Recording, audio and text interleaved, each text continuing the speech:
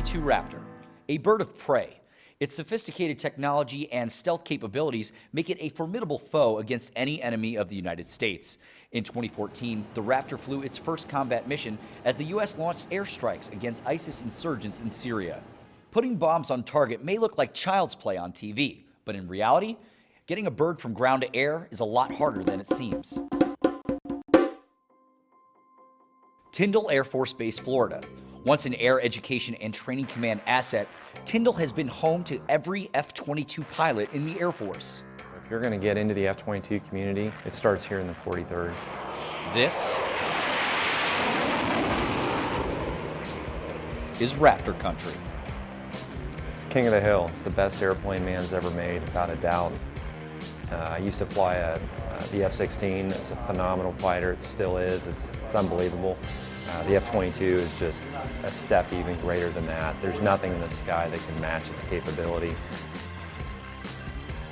The emotion that you have is one of, A, I can't believe I get to do this. And then I do distinctly remember just being amazed at how much I could see and observe, and the freedom of maneuver that you have that you just don't have on the ground. After the first one, I was amazed at that freedom of maneuver, and then I was really happy to be back on the ground. You see everything that's going on. The enemy doesn't see you. It's a completely unfair fight, and it's great to be on this side of it, that's for sure. It's only been a few years since Tyndall has become an Air Combat Command asset, but its mission has always been in the sky. It's always been in the fighter business, and has always been in the training business here at Tyndall. When I was last stationed here, I left here in 2010, and at that time it was Air Education and Training Command. It had a unique training role. So that aspect of that it was and still is extremely important.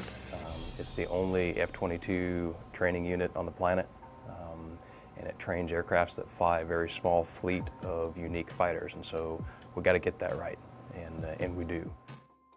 Tyndall's mission is twofold. They are teaching airmen to launch and recover F-22s, but at the same time, staying ready to fly combat missions with lethal expertise. The challenge is to be able to do both of those missions and keep the balance of your wing assets and your wing focus on both of those things. The training mission is critical, and it pays dividends in the long term, whereas the combat mission potentially is much more short term, and the squadron could deploy at a moment's notice.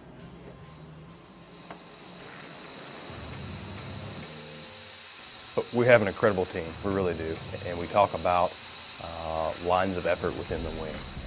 And so each individual in the wing really plays a role in probably all those lines of effort, although they're more heavily invested in one than the other. For example, an instructor in our training squadron is heavily invested in training the future of air dominance, but they play a tangential role in each of those other lines of effort. Lori Bort. I'm an instructor air battle manager here at the 337th Air Control Squadron. As an air battle manager instructor, I'm training the next generation air battle managers to work with international officers and perform any mission that the Air Force has tasked for us.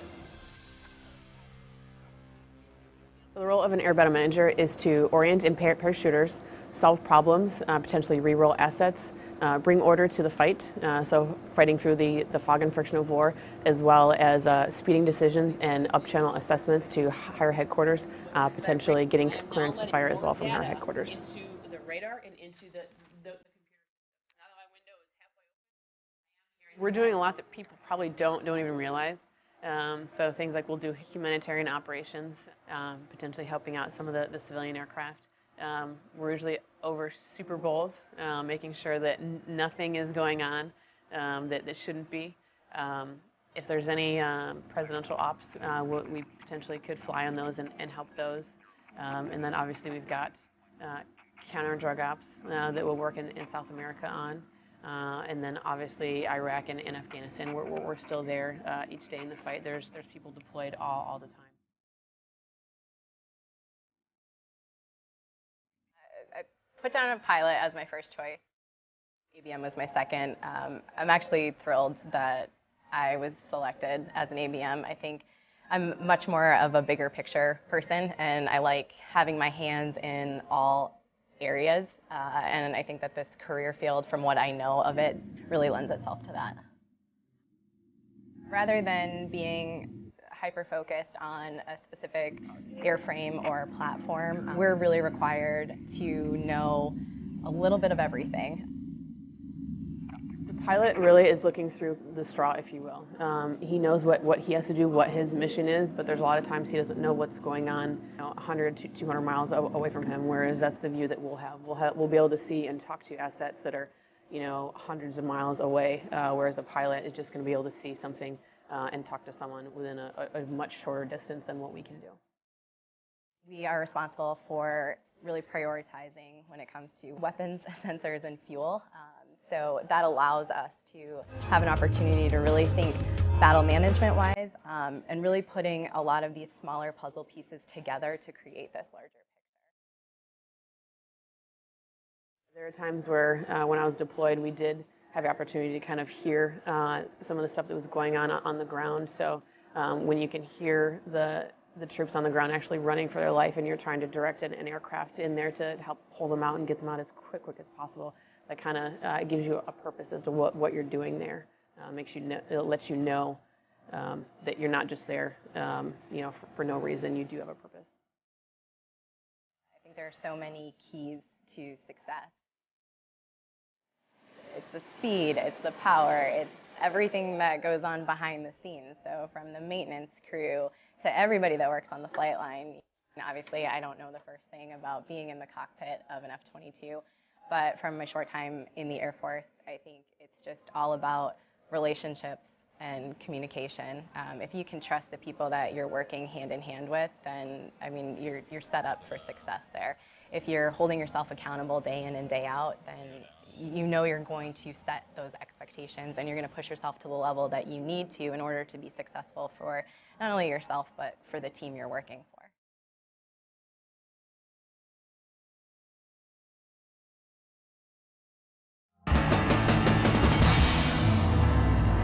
The F-22 is agile, fast, and stealthy, but none of these capabilities matter if we can't get it off the ground.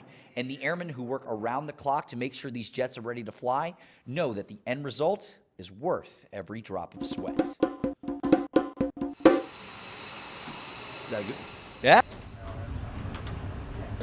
That motor swap is just kicking off us all day. And about time to leave, we're like, we spent all day trying to get it done. We're not just gonna walk out now. You know what I'm saying? It's kind of like you let the job beat you in a way. That's what I like about this job. It's you take a lot of pride in your work and your jet. To me, a maintainer is. Can I be arrogant about it? Your flight line handyman. Not like a grease monkey, You got an 18, 19-year-old airman, male or female, who is given a $187 million airplane, one of the most sophisticated airplanes in the Air Force arsenal. The backbone of the Air Force. I think so, entirely. Is that a metal dome or composite? I don't think you can tap it on either one. They all sound the same. Nah, I think that's better. Think so? What's your proof on that? It sounds metallic. I'll show you how you know. So I'm still learning. I have a lot to learn. The class I came in with, we're still the new guys. So we're trying to, gain our respect on the flight line. Earn our position. So that's about where we're at right now. We're still trying to get in. Wiggle our way in. We have a lot of 3 levels and a lot of 5 levels in the AMU who are really just working way above what they should be asked to do, and they're succeeding greatly, learning a lot, but also performing at a high level. Surviving the flight line is about having snacks. These airmen are better trained, better equipped, better resourced than it was when I come in. And the airmen are a lot smarter when I come in. A lot of these airmen out here are 3 levels and 5 levels with less than 5 years of experience out here, many new to the jet. So it's really eye-opening. Yes, so I was right. It is metal, yes, but that's how you can tell. Maintainers like Airman Williams are key to unlocking the capabilities of the F-22. Perhaps the one thing, though, that sets it aside from all the other jets in the sky right now is its Super Cruise capability. The Raptor can fly at supersonic speeds without using its afterburners, making this jet insanely efficient. Now, even though it gets great MPGs, it's still hungry. To fuel this bad boy up for one mission, it can take up to 2,500 gallons of fuel, and that could take a lot of time. But thanks to fuels technicians on the ground, they can get a pilot gassed up and back into the fight in as little as 20 minutes, thanks to hot pit refueling. I'm Technical Sergeant Anthony Morris, and I'm the NCIC of Fuels Distribution for the Fuels Flight here at Tyndall Air Force Base. When it comes to hot pit refueling, I see this as the most significant. Of course, you got to have the maintenance guys to fix it, you know, and the crew chiefs to kind of take care of it. And the pilot can't drop bombs. I mean, he has to drop the bombs, but just like a car, you can have all the best maintenance on it in the world, but if you run out of gas, you're not driving. Basically, a hot pit refueling cuts sortie time regeneration in half, sometimes by about 70%. If we're in a wartime situation or any other situation where we got to get aircraft back airborne to be able to go do their mission wherever they're needing to go, we fuel aircraft with engines running. They pull up, they're allowed to receive fuel and go right back out onto the runway and take off. To know that we played that big of a part supporting the 43rd there and making sure that their pilots receive the training that they need is huge to me, because then that basically lets me know that we're doing our job to make sure that the Air Force is getting the best pilots in the world to be able to go out there and defend this country, and that's what it's all about. I love the Airmen. Being able to look back and say, okay, this guy got here, they had no idea what they were doing. Like, they weren't even confident enough to drive on the flight line because, you know, we didn't know if they would cut off a jet or if they'd do something crazy. So to see them progress from that manner, now they're out there, they're pumping gas. To see the knowledge that they're gaining, we're putting them through rotational training, like laboratory training, where they're learning how to test fuel, cryogenics training, where they're learning about different chemicals like liquid oxygen, liquid nitrogen, things like that. And to see their curiosity and the fact that they care, that's the biggest thing for me. Now, Tyndall's flight line can be a busy place. On any given day, there are F-15s, 16s, 22s, T-38s, E-3s, and even commercial airliners taking off and landing within minutes of each other. And it's up to the air traffic controllers to keep everybody out of gridlock.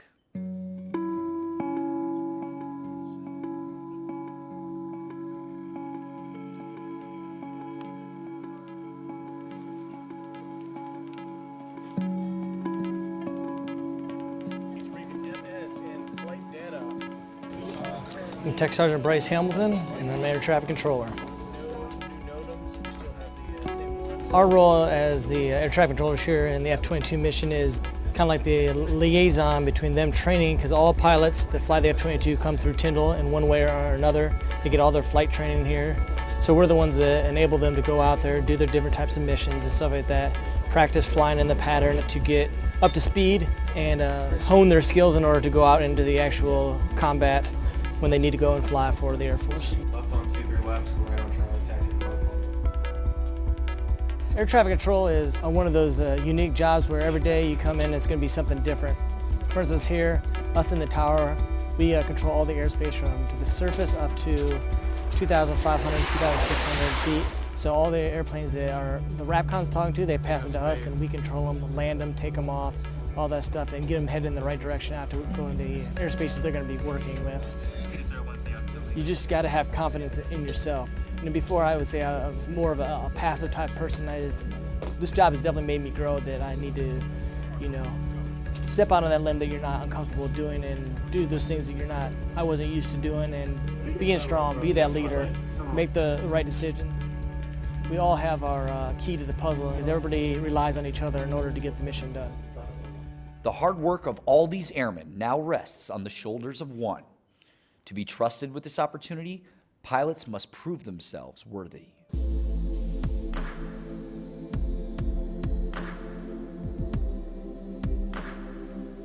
The kid in me comes out every time I look at that jet. It's just a huge piece of machinery. It looks like a big toy. Yeah, every time I'm around it, seeing it fly through the air, it's just awe-inspiring to me. And there's still a little part of me that doesn't believe I'm going to get a shot to fly it. The excitement part is this is one of the coolest airplanes that I've ever seen in my life, and I'm just stoked to get a chance to fly it. The anxious part about it is ultimately the first time I fly it, all the responsibility will be on me. So a little bit of nerve-wracking, but I think it'll be worth it in the end.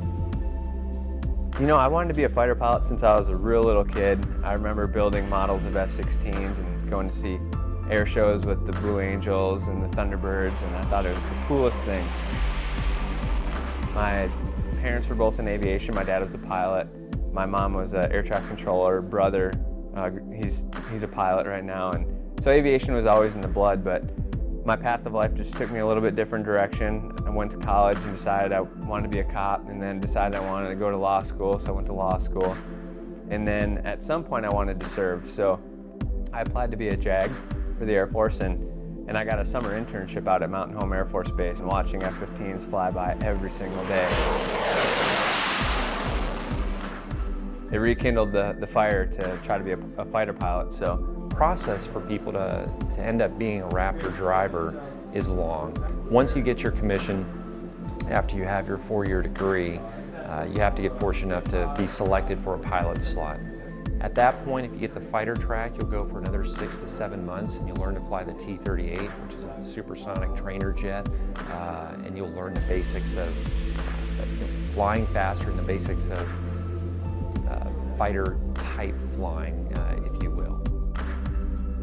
Typical pilot training is a year. It took me 15 months longer than a year. Had a little medical hiccup in between T6s and T38s. I was diagnosed with cancer, and from there it was an immediate grounding. I didn't think I was ever going to fly again. I wasn't sure really what to expect for the treatment itself.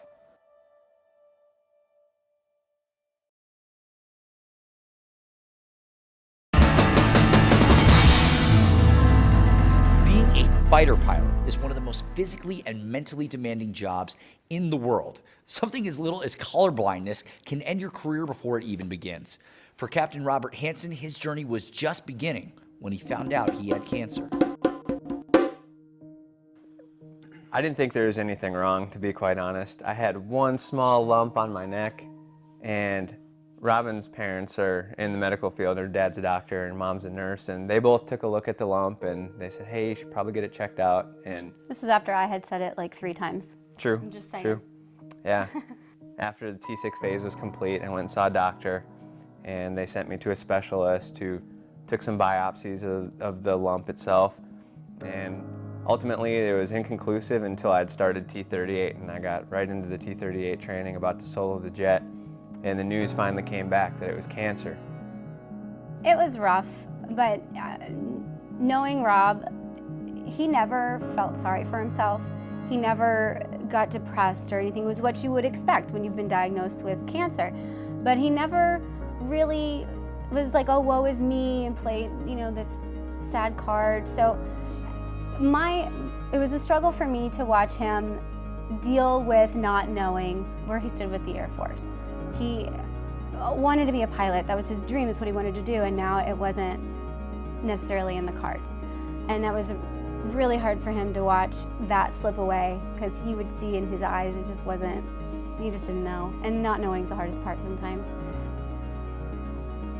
As soon as the news dropped that I was diagnosed with cancer, the commander at that time, Lieutenant Colonel Moon, saw me into his office and said, hey, your primary job at this point is just to get healthy. He's like, I don't even want to see you until you are healthy and all the treatments are done. And so there's a regulation that said that I was supposed to be disenrolled after 6 months of being off of flying status. And they essentially said, hey, we're going to submit a waiver for this guy to get him back into pilot training.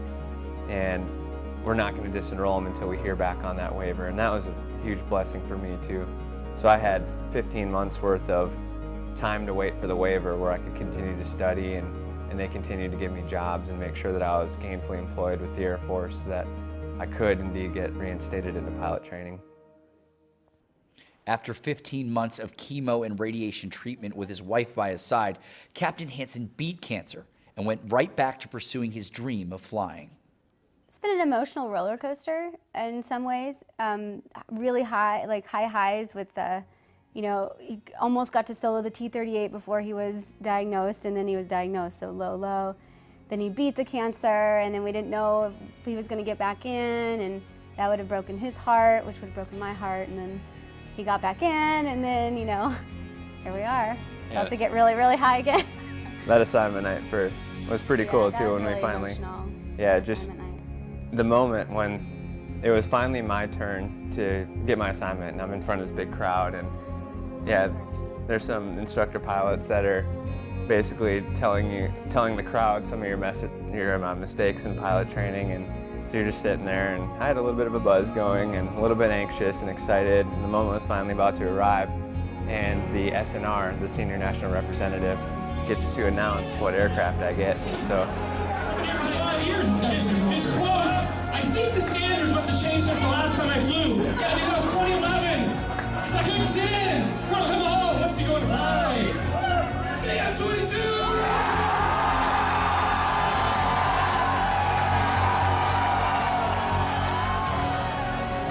It was an amazing moment. I think until the next morning when I saw the patch on my flight suit that they gave me on assignment night, I don't think it really quite set in that I was going to get a shot to fly the Raptor. Among the roughly 30 pilots that were in his class, some got F-15s, some got F-16s, and some got B-2 bombers. But Captain Hansen was the only one that got told that the F-22 would be his. But if you ask any maintainer, they'll say the jet isn't his, it's theirs. Yes, sir. How's 8-9 doing? How's 8-9 doing? So when's that flying again? 8-9? So that's my jet. Well, as a crew chief, you take pride in your jet, you know, because that's, at the end of the day, the crew chief owns that jet. My jet is aircraft 107. Aircraft 93.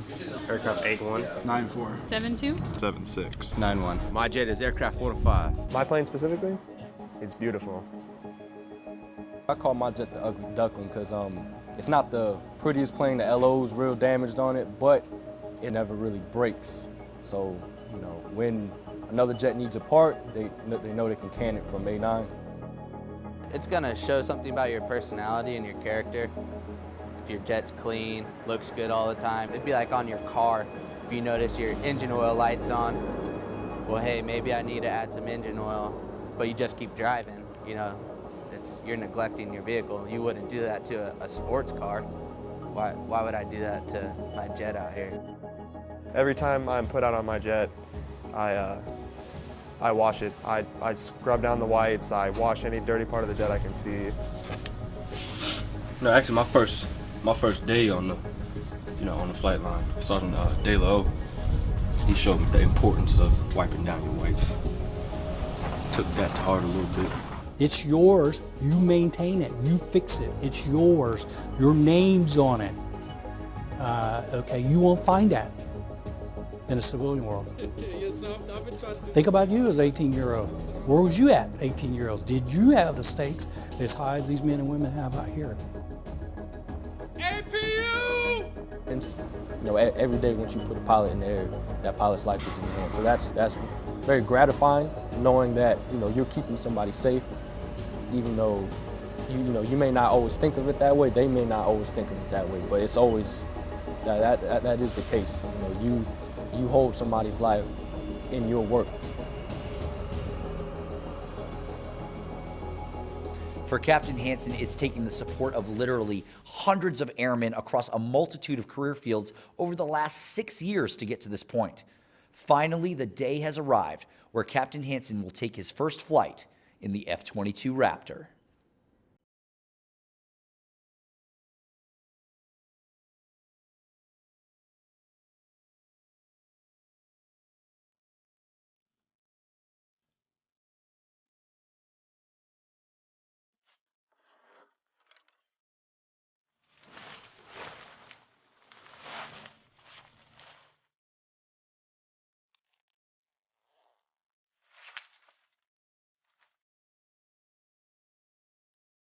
I'm excited for him because this is his, you know, his dream, and it's being realized. He gets to do what he wants to do, and it's going to be emotional for me. I think his first flight, I'm going to be anxious because I just have to wait, and that waiting, like when he lands, and okay, he's on the ground, It's cool.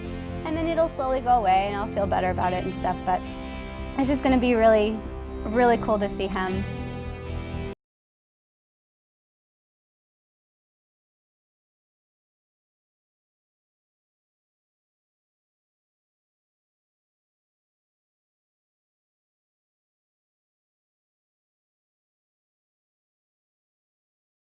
And it's really cool to see him excel in what he's doing.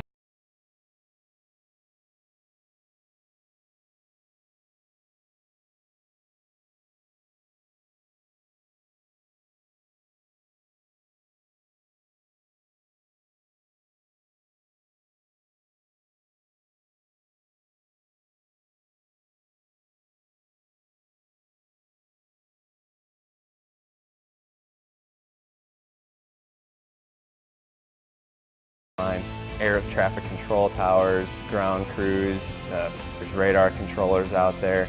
It's really a whole team concept to get the jet in the air. The pilot is literally just putting the aircraft through its paces of what it's supposed to be doing, but man, without the pilot, the jet can't fly, but without everybody else, there's no way that that pilot can even get to the jet.